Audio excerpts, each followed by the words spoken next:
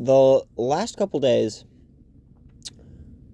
so my life has been a consistent cycle. Looking back, it was so confusing to me why I have these cycles, these clear cycles of ups and downs. Like, why is it so inevitable? Like, if I think these frameworks are so potent, then what causes them to just... I mean, I've called it definitional rot, I've called it religious rot, right? Framework rot. It's had a bunch of different names, but it's the same thing. It's just decay of meaning over time, which leaves me holding dust in my hand when I thought I had gold, when I thought I had the most valuable thing in the entire world, and instead I've got nothing. And what causes that? What causes the fact that I'll have 1 week where I understand everything and I see the whole pattern of the universe and I feel incredible, and then the next week all of that will somehow disappear? Somehow a month of work can be eviscerated by 3 days of just incapability. Like 3 days of rain, 3 days of illness, 3 days of just school, of just not focusing, sitting around watching a TV show. Just at any given time, all of your progress can be obliterated by just any amount of rest. And like, that is one thing that I've always known. That's not really a new discovery or anything. I've always known that. But I guess what the question was why are the dips unavoidable? What's causing me to hit these? So the 3-day gap thing is true, but it's a bit of an over-exaggeration. Within a 3-day gap, you can lose the important part, and then over the next week, you can completely slip back into the void. But what it really usually is this is the discovery. You can hear how fried my speech is. It's ridiculous. It literally sounds like we're 13 hours into sub 1 and I just regained my ability to speak a sentence in English. It's like a fucking Chinese person or an Indian person trying to scam you over the phone. This is ridiculous. But so, I realized recently that it's always my back. And it's not even just back pain. It's always trying to fix my back. So every discovery every religious rot, and not just my back, injuries, I guess is the broader term. I remember now why I've always wondered. It's like, man, doing that Minecraft mod pack is one of the most retarded things I've ever done in my entire life. Why did I do that? And in retrospect, yeah, that's why. I realized the other day when we were talking about my ribs exploding into shrapnel. That was when I did the fucking Minecraft mod pack. Yeah, that's why I sat around on a fucking computer for 3 months and destroyed all of the momentum that I had in my life up to that point. Because I had no fucking choice. Because I literally couldn't lay on my goddamn side and breathe at the same time, much less go outside and ride a fucking bike. That's why. And that just makes so much sense. And when I go back and I look at every single one of them, every single dip, it starts to make perfect sense. There was the moment I first got my job, or not even first got my job. I actually enjoyed my job for the beginning. But there was the one about after a month or two of having my job where there was a dip there. Why did that happen? Oh, well, is it because my job exacerbates my back pain? Is it because lifting is the thing that causes back pain? And so a month or two of working my job is going to be a month or two of consistent back pain. So it's going to become significantly more difficult to ride my bike. So you're going to have the time consumption. And on top of that, you're going to have the fact that I'm going to be literally incapable of riding it because my back is going to go out for my job. So then what do you see? What do you see? We see me playing Overwatch a lot more, which actually turned out to be a good thing. It was bad for, like, when I was first started trying to get into it, and I got hit with, like, a week of trying to play video games and not be able to focus, which destroyed all my momentum. So, like, that happened a couple times. But then eventually, after a couple months of playing Overwatch, for the first time in my life, I actually had a video game that could be used like a bike, where it could be a consistent stream of focus, and I could think while playing the game. And so, anyways, the point is, and then you look at the one when I was in Florida. What was happening? That one was a little bit different. That one was actually a lot less caused by injury and a lot more caused by what I felt like was mounting pressure, like what I felt like was the inescapable yawning void of college closing in rapidly, and I felt like if I could not make content, then I could not escape college, so I had to make content. And if I couldn't become God, if I couldn't like actually activate the frameworks, then I had nothing to talk about. If I cannot become, consumed by religious rapture, how the fuck am I going to make YouTube videos talking about how to get consumed by religious rapture? It's retarded.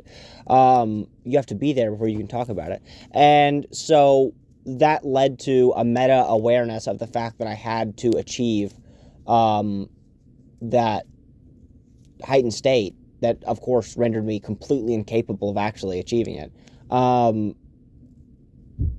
So that was a lot more what the Florida one was about. But if you go back and you look at every single one before Florida, and even Florida to a degree, there was consistent problems with my back. That was one of the worst my back ever was. And then, oh God, there was the thing in Florida too, where it was like, but the more I ride my bike, the more I'm injuring my back. And the more I'm injuring my back, the less capable I am of going back to jiu-jitsu, or MMA, really.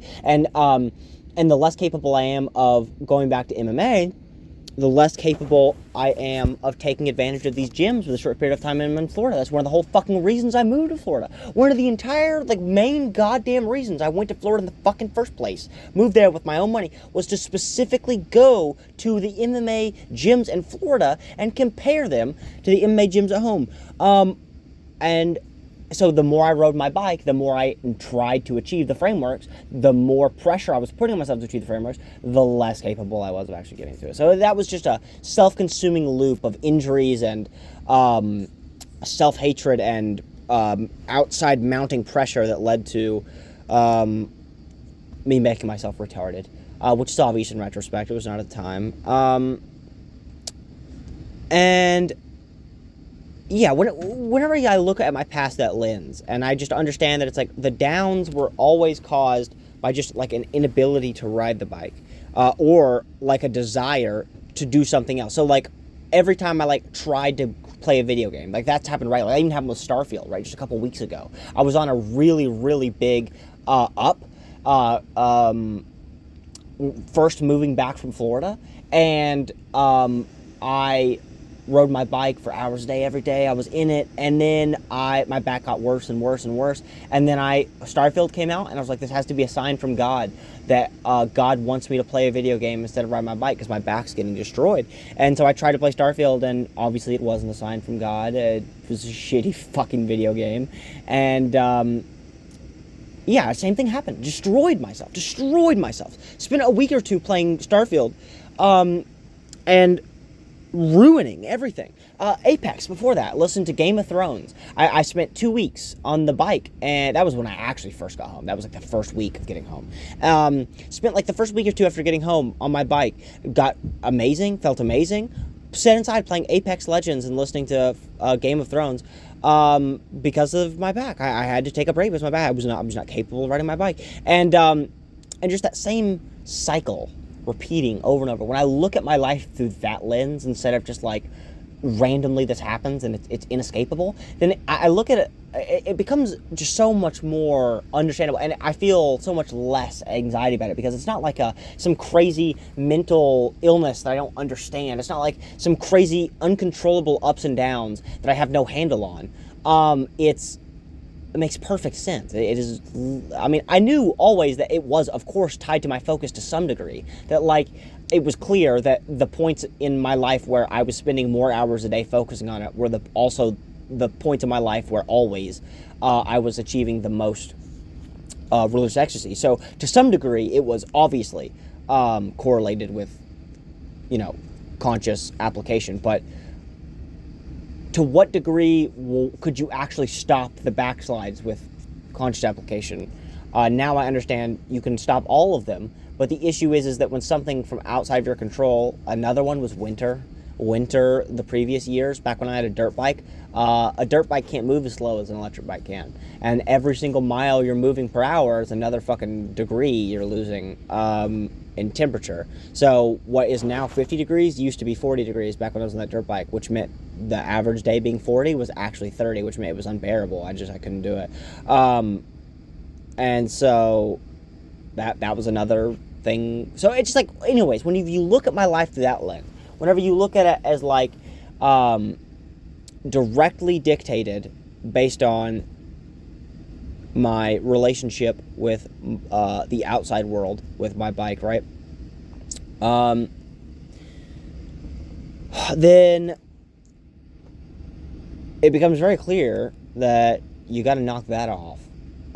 You can't depend on it that much. Luckily, it actually seems that I can for the first time in my life, because I spent the other day, that was another thing. Yeah, so I spent a whole day the other day, and it was really frustrating because I didn't want to spend the whole day doing it.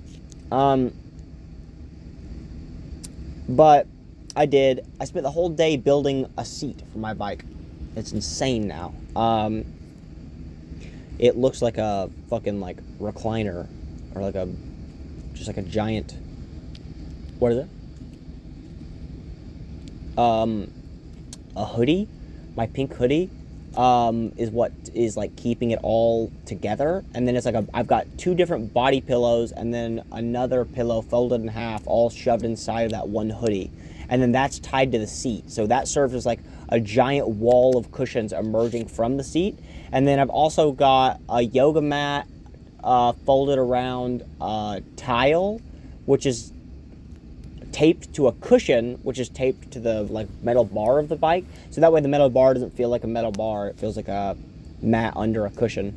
And then you've got the wall of cushions behind you. So that makes it where I can sit and then kind of lean back into the wall of cushions.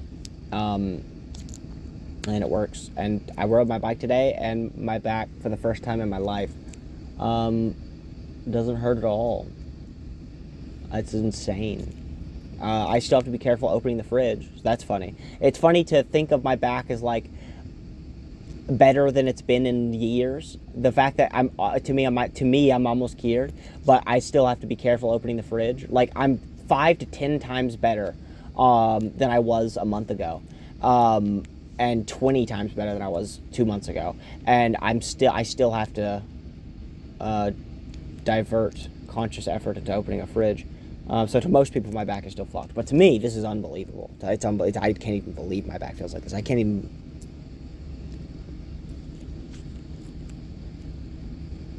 Yeah, I'm not in pain. I'm not in pain anymore. So it's like, I still have to be careful to not put myself back into pain. And I can still feel that I'm fragile. But that's different from like actively being in pain. And I never even minded the pain. Like, I don't know how to explain this without sounding like it's horrifically painful. It's not horrifically painful. There's never a time with my back where the pain level was above like, I don't know how to explain it. Was above like there was never a time where you couldn't control your reaction. There was never a time where you would get back pain and it would make you uncontrollably make a noise out loud. Like it wasn't like that kind of painful.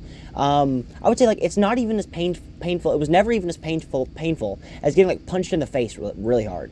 But like the issue was that it was like, imagine if every time you did anything, you got punched in the face, light.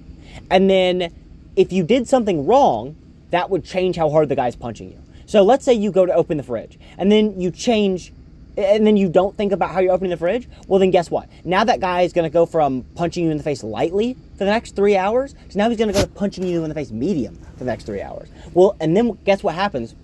Guess what happens if you make another mistake?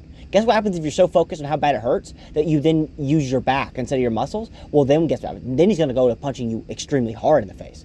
And now you are actually in pain. And like I said, even that's not that bad. Like me and you we're hard sparring each other, and I get hard punched in the face, but it's not like the end of the world. It's not even as bad as like some like brutal headaches I've had, or like having the flu and that feeling of like being dizzy and sick. It's not like an insane level of pain. It's not like getting cut or stabbed or anything even close to that level. But it's the consistency, and the biggest thing wasn't even the consistency. I could get over the consistency. It was the implied threat. Like if I had a headache for the rest of my life and it stayed at like a 2 or a 3, that would suck. But like, it's whatever. But if you take that exact same headache and you make it start at a 1, but you make it where if I do anything wrong, it jumps to a 2, and then anything wrong again, it jumps to a 3, and then anything wrong again, and then it jumps to a 4 or a 5, and then I'm just laid out, that would be so much worse. Because even though at the average, it's actually a little bit less painful than a headache that's consistently at a 3, it is so much more draining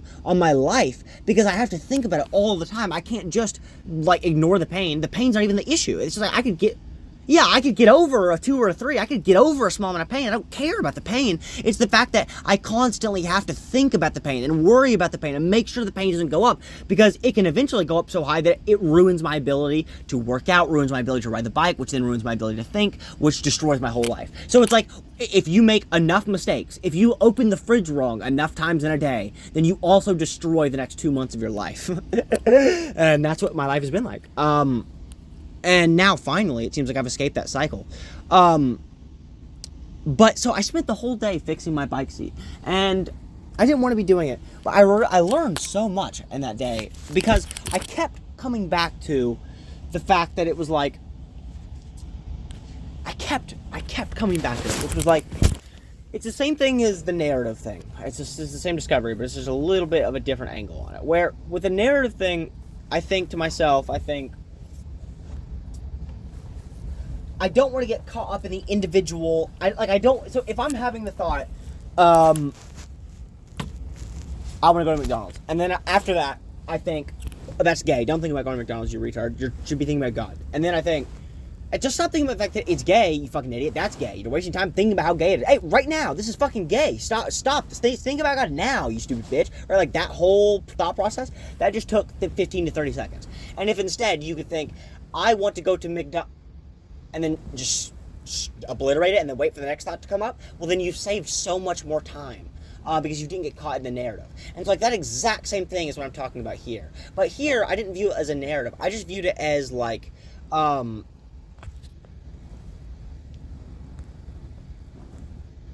the same way that riding a bike just has a certain amount of distractions per second,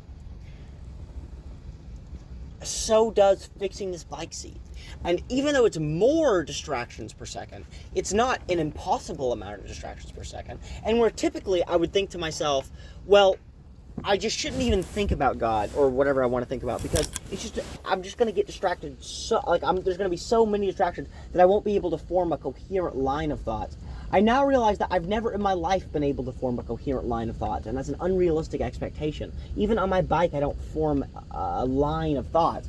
It was never linear. Like, so to explain that a little bit better, there was never a point on my bike where for 30 minutes, all 30 of those minutes, I was thinking about what I want to be thinking about. That's never in my entire life happened once, ever, and will never happen. That would be insane. What does happen is sometimes I'll be able to think about it for 20 minutes. That's like the best I'll ever get. That's like the top. Most of the time, I'll be able to think about it for 2, 3. If I'm doing good, that should be like 10 or 15. But so 20, that's the peak. That's when I'm really running strong. 20 out of every 30 minutes is spent thinking about God. That's great. That's unimaginable. That would be, if I was doing that every day the last couple of days, they would have been unbelievably good days. So, when you understand it from that perspective, and you understand that it's not 20 minutes straight, but it's a minute of thinking about God, and then 15 seconds of thinking about something random, and then a minute of thinking about God, and then 15 seconds of thinking about something random. And whenever you understand that, because I don't know why, but in my mind, because your ego, or the thing which uses words, left brain, whatever the fuck you want to call it,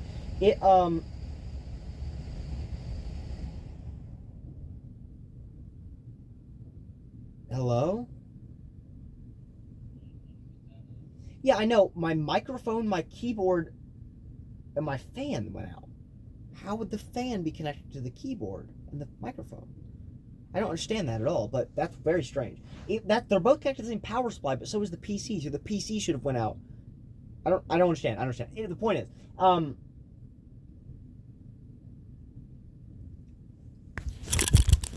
you are recording, right?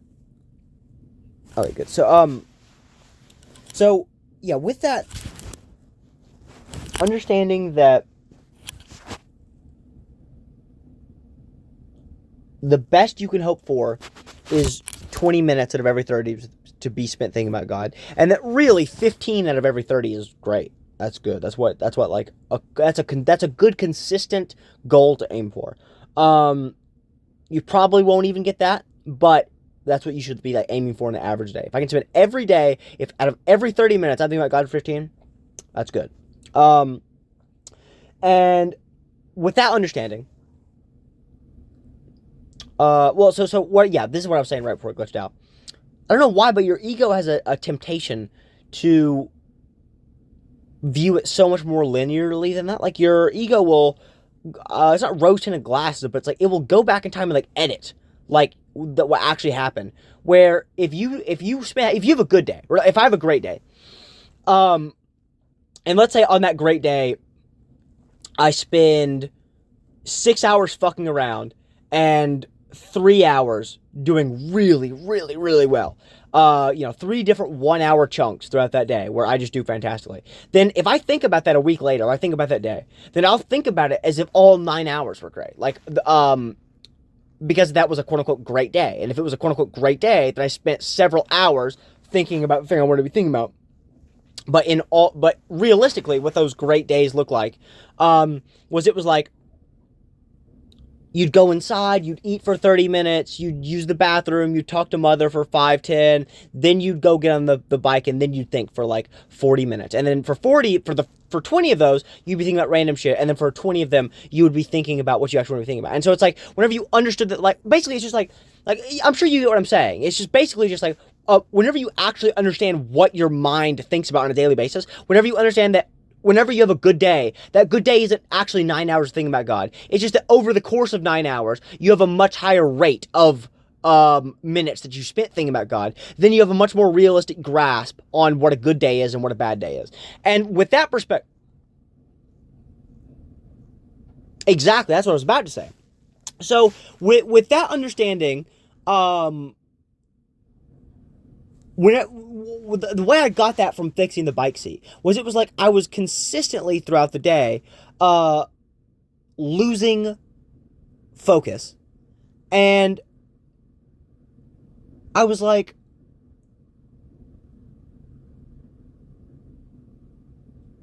how is this different from the way I lose focus on a bike? Is it different? Is it really different to lose focus here than it is the same way I lose focus every 5 minutes on the bike?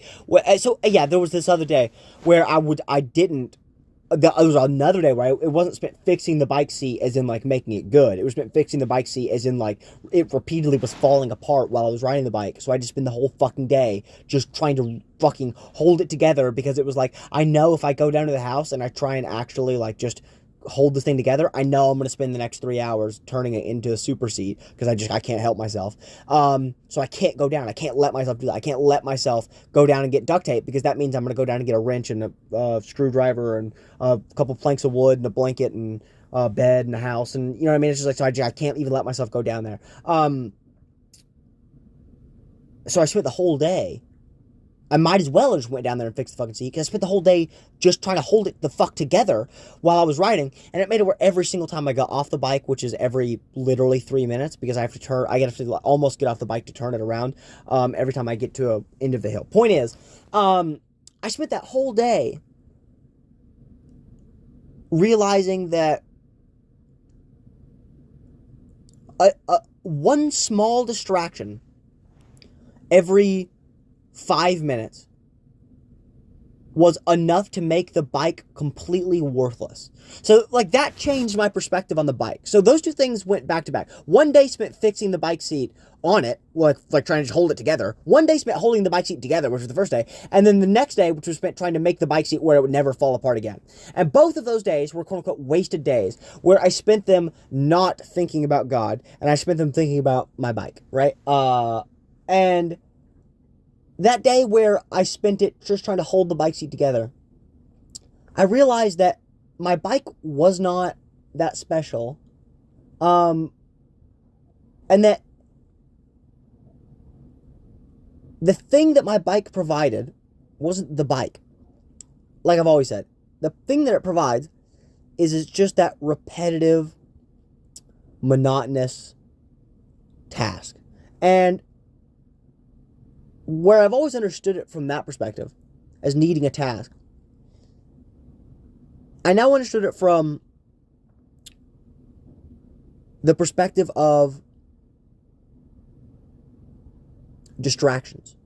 Distractions per minute, distractions per hour, whatever metric you want to use. But the amount of distractions that you get needs to be enough to where you're not bored, but not so much that you're overwhelmed. And that's the fine line that you have to walk. Where it's pretty difficult to play a lot of the video games because they actually don't have enough distractions per second.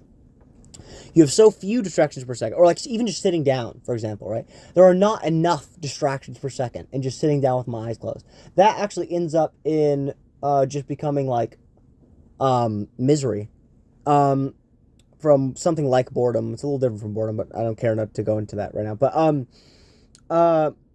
so when you understand that everything is built around distractions, and that like your days that are really close to God are just the days with this like perfect rhythm of distractions, like I've always said, the non-binary framework, right? It's not a binary, it's a gradient, and whenever you understand the gradient, it's pretty much always going to be in the middle of the gradient. And so the middle of this gradient is the understanding that you want just enough distractions.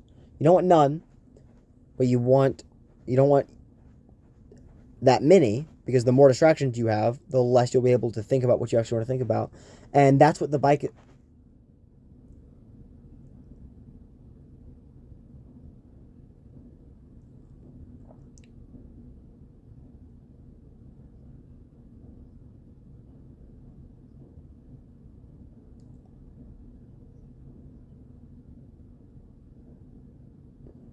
Yeah. And then like you said, it'll change. Like, so another thing that's interesting is that there will be days where, so like for instance, if it's too cold, then I'll get too many distractions per second. Because what does it mean that it is too cold? Is it too cold to ride my bike? No, I could go out there and ride my bike, but it is too cold to go and ride my bike and it be worth my time, because I will spend the whole time thinking about how cold I am and not being able to actually focus on what I want to focus on, because there's too many distractions per second. You're too frequently getting reminded of the fact that it's cold, and so your brain is too frequently going to have the narrative be redirected to the concept that it is cold.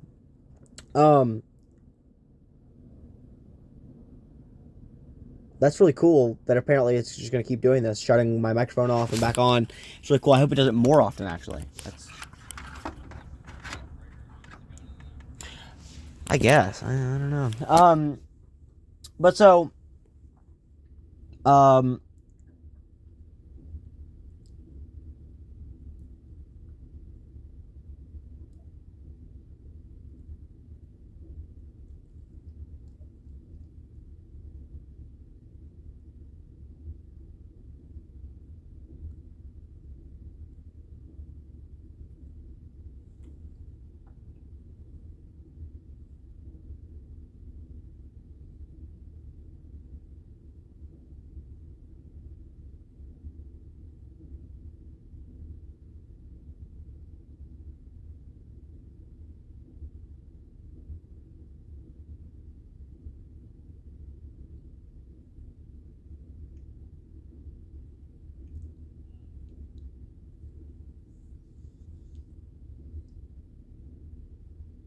No, I would not say so. I would say stimulus. I would say that the negative connotation is important in distraction, because it is time spent not thinking about God. It has to be a thought which is actively precisely. God can consume stimulus, but God can't consume a distraction. Distraction is inherently godless. And so these godless thoughts, you need to set the right pace of... Yeah, yeah, just these random, trivial, nonsense thoughts. Like, I want to go to McDonald's. I want to go inside. I want to get off the bike. I want to fucking go eat pecans. Like, all of these thoughts. These are godless thoughts. Um, if you want to go back to the devil analogy, right? All of them start with an I. They pretend to be you. So the fucking devil's hiding behind them. That's why they're godless. And so, the reason I just went silent is because I was thinking about how this relates to all of the voice messages we've been listening to. I call it like live time breathing all the way back in these voice messages we're listening to. I called it, we've obviously called it thought texture disintegration. It's the same thing as appreciation acceleration. There were a couple other things. Let me think again for a second.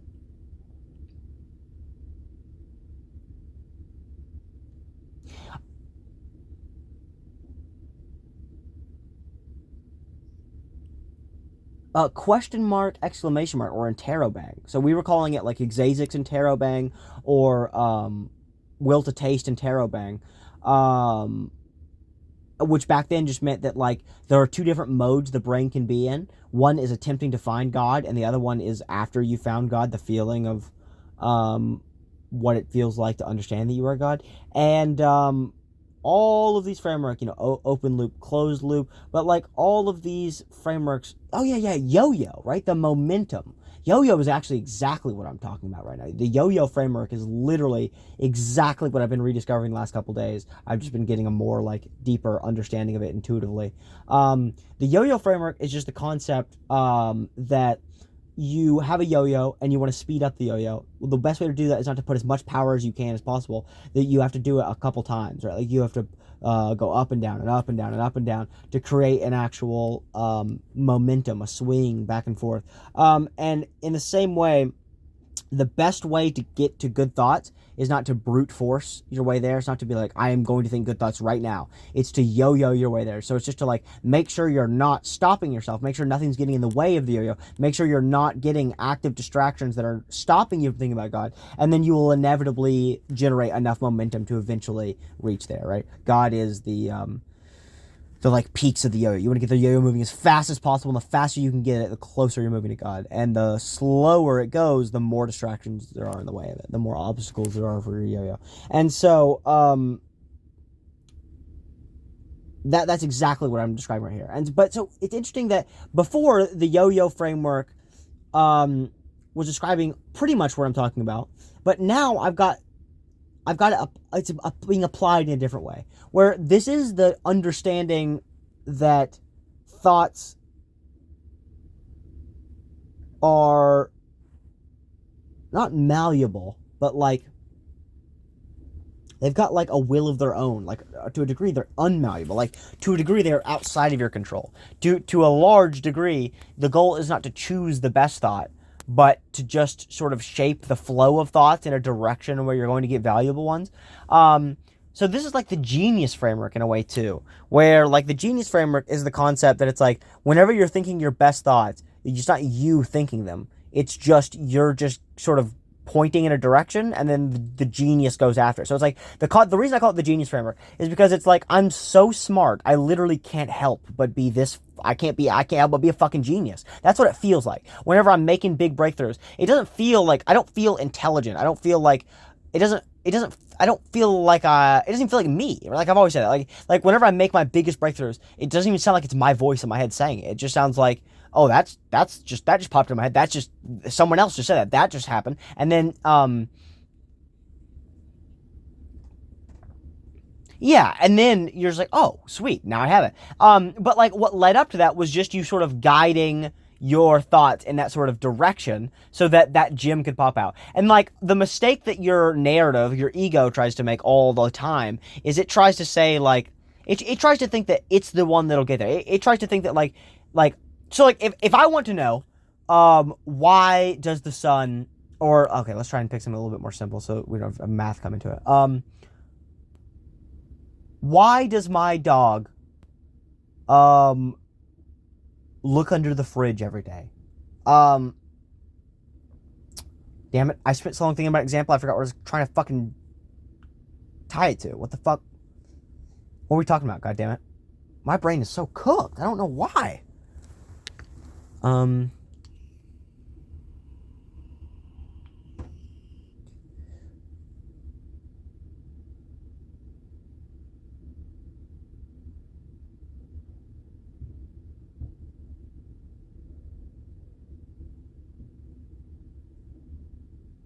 Yeah. Okay. Occam's razor, language. Whenever you think about your dog looking under the fridge, Jesus Christ, my brain is cooked. I thought I said it wrong. I didn't even say it wrong, so I repeated it. Whenever you think about your dog looking under the fridge, and you try to think to yourself, why?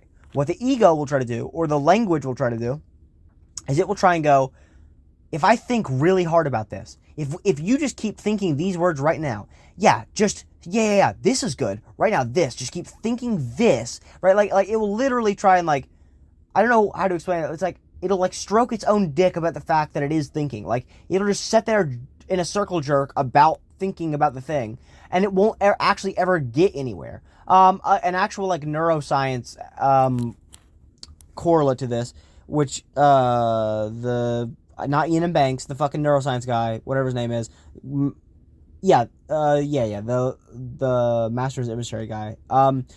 He says, the example he uses, and that I think we may have had even before we heard it in that, in a religious context, but it was the concept of remembering something or forgetting something and then trying to remember it. And then if you try really hard to remember that thing, you're less likely to remember it than if you just stop actively seeking it, if you don't apply direct focus. So like, your ego wants to say that the more direct focus you apply to everything, the better you'll do it. So like, your ego would say that if you're about to go up in front of a class of your fellow middle school peers and you're going to try and kick the kickball, what do you want to do? You want to think about it as much as possible. You want to apply as much direct focus to kicking that kickball as possible. What does the narrative say? What does the language say? The narrative language says you want to think about this in as many words as possible. The whole time you're moving your feet, the whole time you're getting your foot ready to kick that kickball, you want to be thinking, I am now in the right spot. I am ready to kick the kickball. I am now going to proceed to kick the kickball. Do I hit it? Do I miss? That's what your language is going to want to do. That's what your ego is going to want to do. It's going to want to think about it in words. And that's like the direct focus, right? That's like the meta awareness, right? Because you're going to be so aware, you're going to be so focused on thinking about doing the thing, thinking about the people around you. You're going to be thinking, man, I care about what other people think about me kicking this kickball. I really want to succeed at kicking this kickball because I care about the social ramifications. I should continue thinking, and if anything, think harder about how much I need to kick this kickball.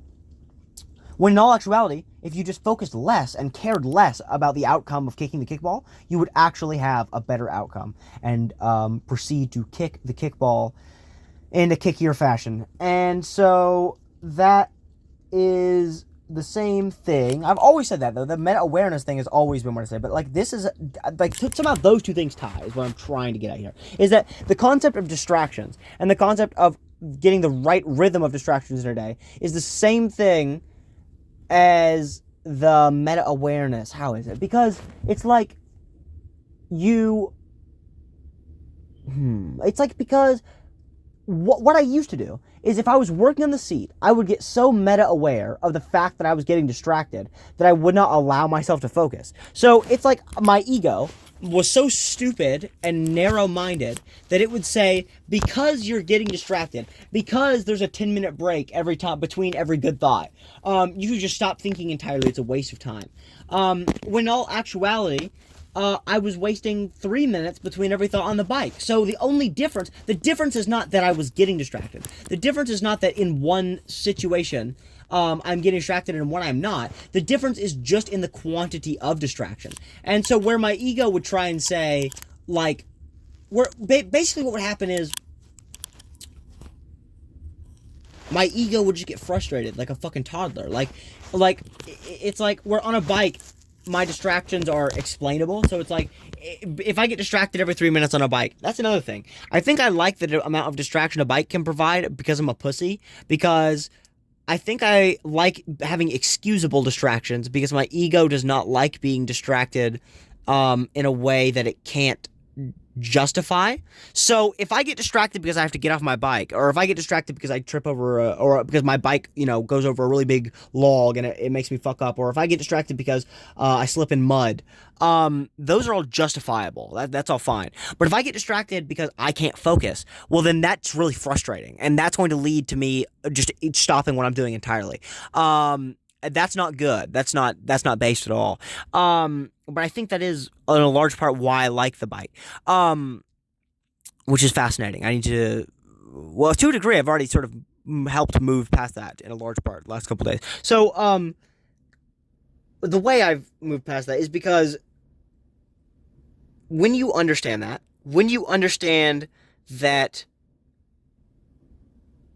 the reason that you don't want to focus while you're doing some monotonous task is not because it's distracting, but just because it's so distracting that you find it frustrating to contend with, then you understand that frustration is in itself distracting, and so therefore what you must do is just get rid of that distraction, right? All you can do is purge distraction actively. All you can do is arrange your frameworks in the best possible order, right? Is another way to say it. All you can do is be the man behind the frameworks, right? All you can do is consistently pursue the best thought texture. So, like, this is sort of super interesting. This is going to be like the retarded way of saying what I'm going to say super cleverly in a week or two. The will to taste would want you to pursue the will to taste even if you did not understand that you were the will to taste. So that is what is at the bottom of frameworks. In other words, if you get so focused on trying to think about everything as a framework and trying to achieve the best framework that you don't achieve your outcome, then you're retarded and you're not doing frameworks right, you fucking idiot. Because frameworks are not about, like, being able to name everything and get everything, like, under a label and into a category, and this is that framework, and that's that framework. That's not the point of frameworks. The point of frameworks is just to bookmark thought textures, and the point of bookmarking thought textures is to guide yourself in their direction so that your days can be consistently better, right? You can more frequently overcome distraction and get back to the places you want to be.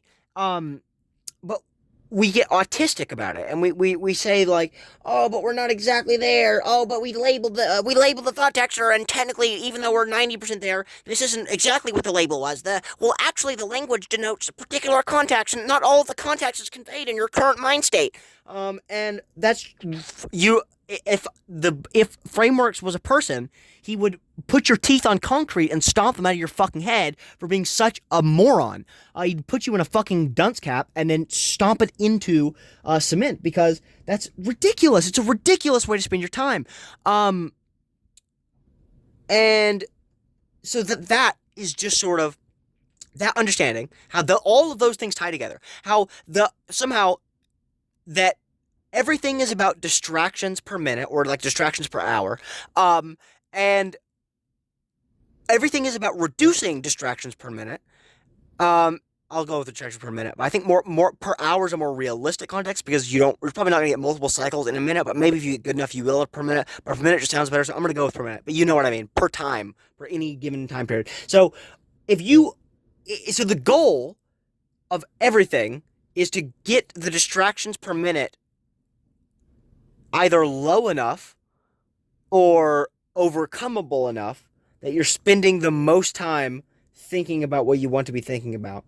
And so there are two ways to get there, right? Obviously, one is by minimizing the amount of distractions in your way, but then another is by maximizing your ability to overcome distractions. And so where before I tried, this is what sort of the language tries to do, is it tries to spend all day trying to put the bike cushions in the perfect order, or spend all day getting angry over the fact that the bike cushions won't stay on the bike, right? It tries to, like, think about things enough. It tries to, like, force everything into the right order so that distractions will no longer be in your way. Like it just wants things to be perfect. It wants things to be perfect, so it doesn't need to overcome the obstacles. Whereas the second one is that you just overcome the obstacles. It's like training for the fucking hurdles. And the way you do that is by being aware of, or appreciating, I apologize, the superior version, the sigma fucking awareness. If you appreciate every individual thought as it comes by, then you will naturally increase the rate at which good thoughts come by. Because if you use appreciation acceleration, then you are accelerating the amount of thoughts per minute. And if you are accelerating the amount of thoughts per minute, then even if you have more distractions, you will also have more good thoughts because you're having more thoughts in general. So if you, even with a lot of obstacles, as long as each obstacle comes up, each time you think, I want to go inside, it is so cold, please just let me take one hand off the hand. I just need to go. Like, as long as each time one comes up, you cut it off and you don't spend a full 30 seconds thinking about it and thinking about the fact that you should be thinking about it and thinking about the fact that you should be thinking about that and then finally circling back around and thinking about what you want to be thinking about, as long as you make sure each one gets cut off as soon as it pops up, you use that appreciation acceleration to have each thought run to its natural conclusion instantly, go straight to the thought textures, go below the language, then you will naturally overcome those distractions, right? That they will just go by so much faster that it doesn't even matter that much. And so when you understand that, then when you're working on the bike seat, whenever you're trying to, with that day I spent all day trying to fix it, and I was trying to focus on the fact that, how is this different from bike distractions? I realized, obviously, the answer is they're not different. It's no different from bike distractions. All of it is about just moving towards the best thought texture. And so, so I want to go back to that thing I was saying earlier, which is, I find so fascinating, which is that concept of God would not want you to be so focused on the fact that you are God that you are having worse thought textures, right? Because God is the will to taste. So even if you are focusing on the fact that you are not God and you could never be God and there's no such thing as God and anyone who believes in God is retarded, even if you're thinking that, if thinking that makes you feel better than thinking about the fact that you are God, maybe because you have so many tied in expectations, right? Like, let's say every time you think about God, you're also thinking about college, you're also thinking about the weight pressed on your shoulders, you're thinking about the fact that you have to be God right now, right? If that's what you think about every time you think about God, well, then God would not want you to think about God. God would want you to think about the fact that you are not God. God would want you to be some atheist fucking, Reddit loser. Instead, because that is what provided the best thought texture in that moment. And what is God? God is not God. God is the will to taste. You should not refer to God as God because God is not God. God is not a thing. There's no God. There's only will to taste.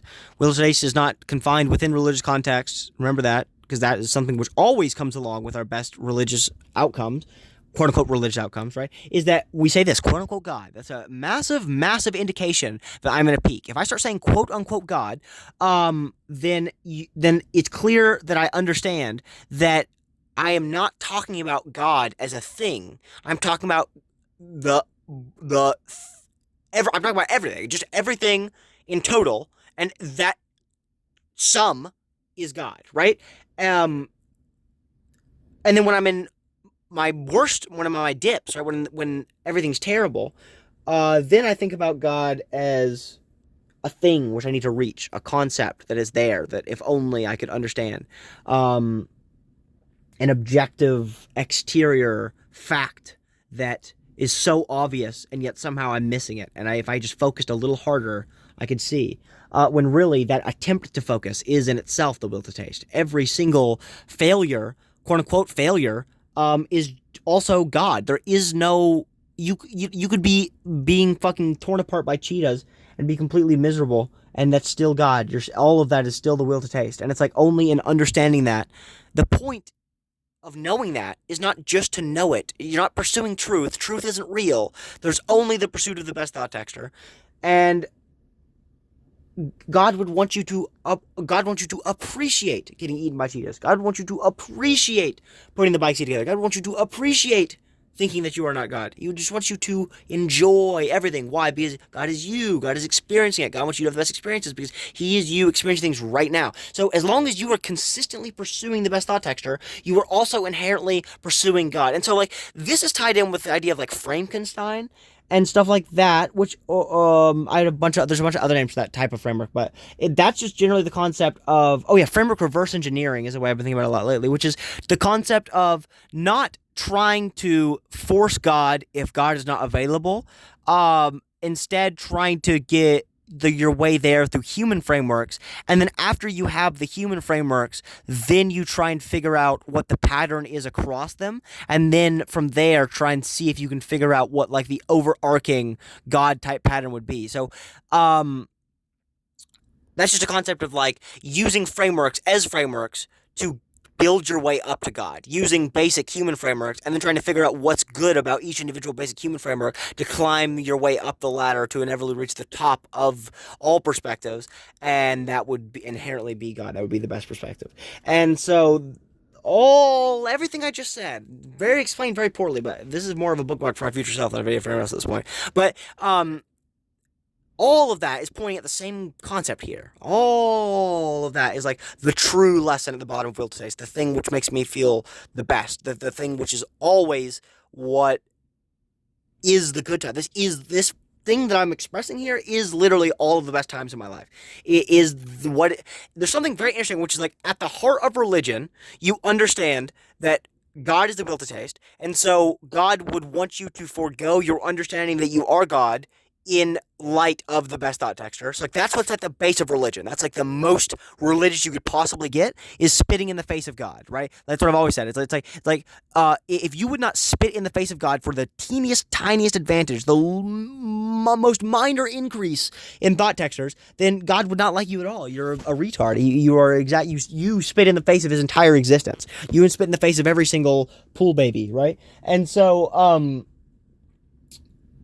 that's what's at the heart of religion. And then if you look at what's at the heart of frameworks, it is the same lesson, which is that you should never get so focused on the frameworks that you are actively hindering your larger framework equation. It's like it's all one big framework equation. And at all points, you are still like, it's still the equation. There's no escape to the equation. And so if you're always trying to maximize to get the greatest outcome on the equation, then even these moments spent thinking about maximizing should also be spent maximizing. And so it's like, it's that same thing. It's like the consumption of itself. At the bottom of both, you've got like the Ouroboros, like the consumption of truth. And it's like, it's the complete and total lack of anything substantive or rigid. It's like the quote I sent the other day. What if truth was a woman is saying, what if there was nothing at the bottom of frameworks? What if there was no framework that I could ever actually say was me? What if there was no framework that I was looking towards? What if there was no omega framework? What if it was always just trying to improve the frameworks? Like what if there was nothing but that? Like that is what's at the heart of framework. That there is nothing at the bottom of frameworks. There is no framework which is you. There's no point at which you will ever be able to have a framework for more than like 1 second. A framework is not supposed to be a thing. A framework is just supposed to be a sign that points you in the general direction of something else. So it's like if you have a thought texture one day of like what it was like whenever you got that mug on Christmas, and then so what you want to do is you want to actively think about every time I drink out of this mug, I want to think about the fact that I got this mug on Christmas, and this is what it felt like when I opened it out of the box, and it's got these thought textures of Christmas morning and the snow outside and all my grandparents and cousins sitting around watching me open the mug, and so it's got these beautiful Christmas thought textures, and so I want to actively run those. I want to consciously direct my experience towards those feelings every time I see and take a sip out of this mug. And so that is what the point of frameworks is. And so now if you run that framework and you go, this is my Christmas mug, and then you get no Christmas joy, and then you think, oh my God, I have no Christmas joy. I'm a joyless holiday heathen. There's no merriness. There's absolutely no holiday joy in my step. You know what I mean? If those are your thoughts whenever you look at the mug, then you should not run that framework anymore. You're failing to run frameworks. You're not understanding frameworks. You're failing to understand that those thoughts, each individual one of those thoughts as they pass by is a framework, and that they should have instantly been appreciated and therefore obliterated on their nature of their uselessness, right? It's like, both of those are the same thing. The top of religion and the top of frameworks are literally the same thing. And that, by the way, is exactly what Aperion Beam and Code Daemon is. Code Daemon runs up the middle. What's up the middle? Frameworks. What is across the side? God's perspective, right? So it's like literally Aperion Beam Code Daemon is literally the same thing as that I'm saying right here. It's like the meeting of frameworks and religion. Yeah, that was super, like I said, you're hearing the rough draft of what I should say perfectly in about 2 weeks, because this is how this always works. But that's like the rough draft of like everything that is good and true in the whole world. So hopefully I go back and listen to this if I forget it.